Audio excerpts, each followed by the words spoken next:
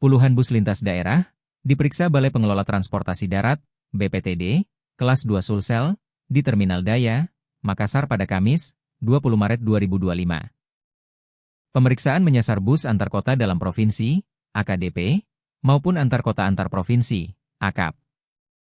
Pantauan Tribun Timur sore hari, pemeriksaan masif dilakukan terhadap setiap bus yang mengangkut penumpang. Tim gabungan dari BPTD Sulsel bersama pihak kepolisian, Jasara Harja dan Dinas Perhubungan, Dishub, Sulsel turun memeriksa kelayakan bus.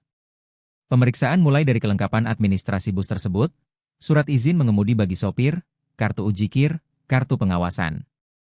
Kemudian secara teknis diperiksa sistem pengereman, sistem berkaitan lampu sein hingga ban juga diperiksa. Bagian interior bus juga diperiksa terkait letak kursi, kabin barang maupun keselamatan penumpang. Sementara ini, BPTD Sulsel sudah memeriksa 41 unit bus. Sebanyak 14 bus mendapat tilang BPTD, sementara 8 armada ditilang pihak kepolisian. 1 bus ditahan keberangkatannya, imbas pelanggaran berat. Secara umum pelanggaran dominan kelengkapan kartu pengawasan. Selain itu pelanggaran berat pada pintu darurat yang terhalang kursi penumpang tambahan. Selain pemeriksaan fisik dan administrasi, sopir bus juga diperiksa kesehatannya. Posko khusus disediakan Jasara Harja di area tunggu penumpang untuk mengecek kesehatan para sopir maupun pemudik.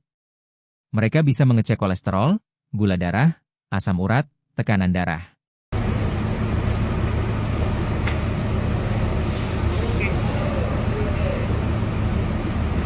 Pakai jendela atau pintu darurat kan? Jadinya lebih dari 2 minggu wajib.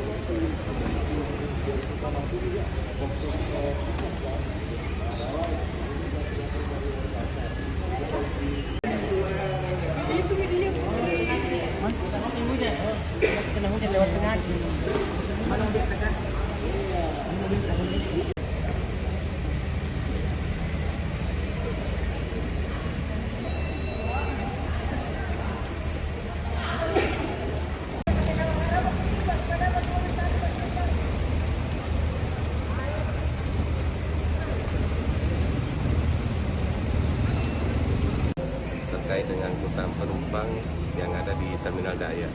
Ramcek ini kemarin kita sudah laksanakan dan ini hari kedua masuk jadwal Ramcek untuk di Terminal Daya dan nanti akan berlanjut di Terminal Parepare ya. Kita lanjutkan terminal baru juga ada lakukan Ramcek. Tujuan Ramcek ini adalah untuk memberikan kepastian keselamatan kepada para pengguna transportasi khususnya untuk masyarakat yang akan mudik di angkutan lebaran di 2026 dan harus balik nanti ya. Ramcek ini kita lakukan untuk memberikan suatu jaminan keselamatan kepada masyarakat.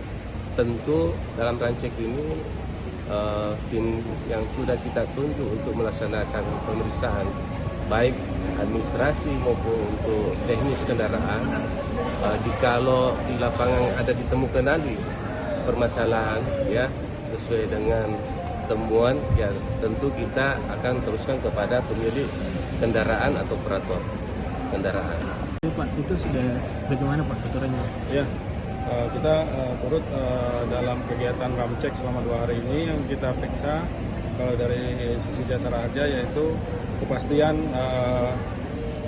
keterjaminan penumpang dengan armada-armada yang sudah melunasi kewajibannya yaitu iuran wajib angkutan penumpang umum sesuai dengan Undang-Undang 33 tahun 1964. Kemudian juga kita juga mengecek pajak kendaraannya yang di sana ada sumbangan wajib dana kecelakaan lalu lintas jalan untuk kepastian apabila terjadi kecelakaan.